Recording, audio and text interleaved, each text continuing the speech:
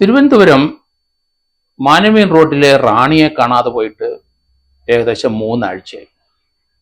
പലരും എന്നെ വിളിച്ച് ചോദിച്ചു. കാരണം മാനവീയൻ റോഡിൽ കുറേ വർഷങ്ങൾക്ക് മുമ്പ് ഞാനും എൻ്റെ സുഹൃത്തുക്കളും ശ്രീമൂലം ക്ലബ്ബിലെ ഷട്ടിൽ കളി കഴിഞ്ഞ് 6 മണിക്ക് മാനവീയൻ റോഡിൽ ആ മിൽമ ബൂത്തിൻ്റെ അവിടെ വന്നിരിക്കും. അവിടെ അതിനോട് ചേർന്ന് സുഗതകുമാരി വെച്ചതാണെന്ന് തോന്നുന്നു. അവിടെ ഒരു മരമുണ്ടായിരുന്നു. ചെറിയ തൈ വച്ചു, അതങ്ങ് വളർന്നു. അതിന് ചുറ്റും സിമെന്റ് കൊണ്ട് ഒരു തറ കെട്ടിയിരുന്നു. ആ തറയിൽ ഞാനും ഹെൽത്തിലെ ഡെപ്യൂട്ടി ഡയറക്ടറായി റിട്ടയർ ചെയ്ത ഡോക്ടർ സുധീഷ്, ISROയിലെ സയന്റിസ്റ്റായ വിനോദ്, HSBC റിട്ടയർ ചെയ്ത റെജി, SBTയിലെ VRO ആയിരുന്ന സുരേഷ്, പിന്നെ ചിക്കു ഗവൺമെൻറ് പ്രസ്സിലെ പ്രേമൻ PWDയിലെ, ഇങ്ങനെ ശ്രീദർശൻ ഒരു IT എക്സ്പെർട്ട് ഉണ്ടായിരുന്നു. ഞങ്ങൾ കുറേ ആൾക്കാർ അവിടെ പോയിരുന്നു. 6 മണിക്കും 6:30 ഇടയ്ക്ക് ചായ കുടിക്കും. റാണി എന്ന നായെ അവൾ ഞങ്ങളുടെ അടുത്ത് വന്നിരുന്ന് ഞങ്ങളുടെ കാലിൻ്റെ ചോട്ടി വന്നിരിക്കും. റാണിക്ക് വട, അതിനടുത്തുള്ള വിജയൻ്റെ ആ മിൽമയോട് ചേർന്ന് ഒരു തട്ടുകട വിജയനുണ്ട്. വിജയൻ ഇപ്പം ഇല്ല, മരിച്ചുപോയെന്നാണ് തോന്നുന്നു. അവിടെ ഇന്ന് ചൂട് വട, ഉഴുന്നുവട, പരിപ്പ് വട ഇതൊക്കെ കഴിക്കും. എല്ലാവരും റാണിക്ക് കൊടുക്കും. റാണി എന്ന നായ വളരെ ഇണങ്ങിയ നായയാണ്. ഒരു ബെൽറ്റൊക്കെ ഉണ്ട്, സുന്ദരിയാണ്, ഒരു ബ്രൗൺ കളറും അല്പം കറുപ്പ് കളറും ചേർന്നതാണ് നിറം. വളരെ ഇണങ്ങിയ ഒരു നായായിരുന്നു. ആ മാനവീയൻ റോഡിൽ കൺട്രോൾ ചെയ്യുന്ന റാണിയാണ്. മറ്റു പട്ടികളൊന്നും അവിടെ വന്നാൽ ഇവൾ ഇടപെടും. ആ മ്യൂസിയത്തിൽ നിന്ന് നമ്മൾ മാനവീയൻ റോഡിൽ തുടങ്ങുമ്പം അവിടെ മുതൽ ആൽത്തറ വരെ ഇവളുടെ കൺട്രോളിലാണ്. മറ്റു പട്ടികളെയൊക്കെ അടുപ്പിക്കില്ല. എങ്കിലും 5-6 പട്ടികളുണ്ട് ഇവക്ക് വിധേയമായി നിൽക്കുന്നവരെ. അവരെയൊക്കെ അവിടെ അടുപ്പിക്കും. ബാക്കി ഒറ്റെണ്ണത്തിന് അടുപ്പിക്കില്ല. അതേസമയത്ത് മനുഷ്യനോട് വളരെയധികം ഇണങ്ങി അവരുടെ കാലെ എപ്പോഴും തൊട്ടുരുമ്മി അവരിയ്ക്കുന്നിടത്ത് തൊട്ടടുത്ത് വന്ന് അവളും വന്നിരുന്നു. ആ സംസാരങ്ങളൊക്കെ കേൾക്കുന്ന പോലെ തോന്നും. അതാണ് റാണിയുടെ പ്രത്യേകത. ആ തട്ടുകടയിൽ ചായ കുടിക്കുന്ന പല ഷട്ടിൽ കളിക്കാരുമുണ്ട്. രാവിലെ പണിക്ക് പോകുന്നവരും ഉണ്ട്. ചില സ്ത്രീകളും ഉണ്ട്. എല്ലാവരും റാണിയെ ഓമനിക്കുന്നത് ഞാൻ കണ്ടിട്ടുണ്ട്.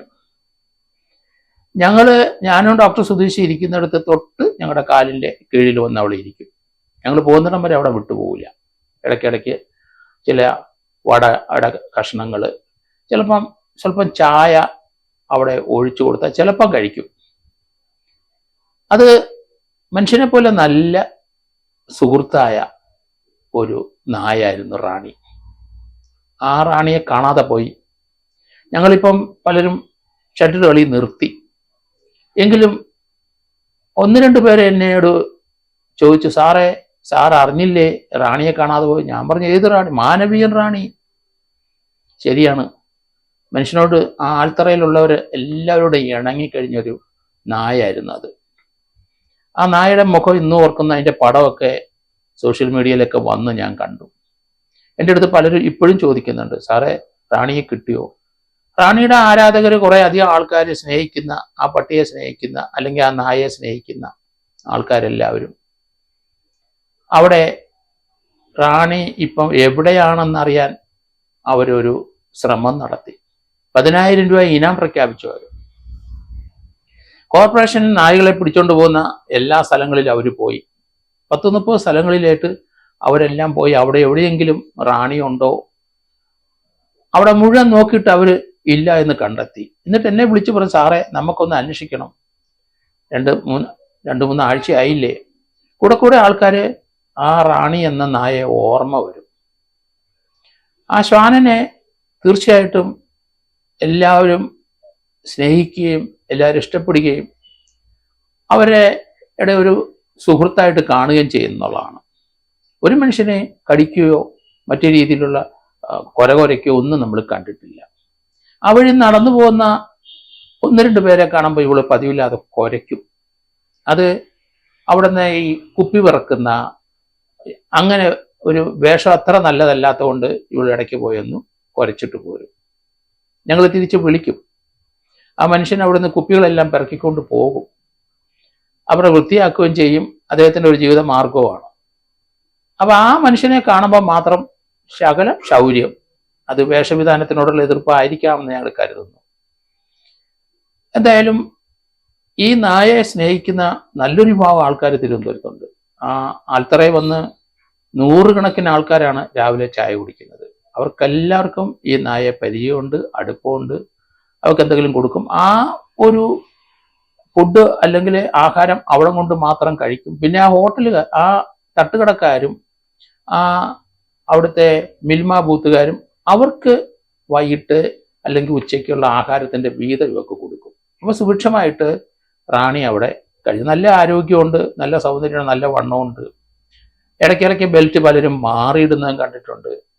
എപ്പോഴും അവളെ കോർപ്പറേഷൻ പിടിച്ചുകൊണ്ട് പോകാതിരിക്കാനുള്ള സംവിധാനമുണ്ട്.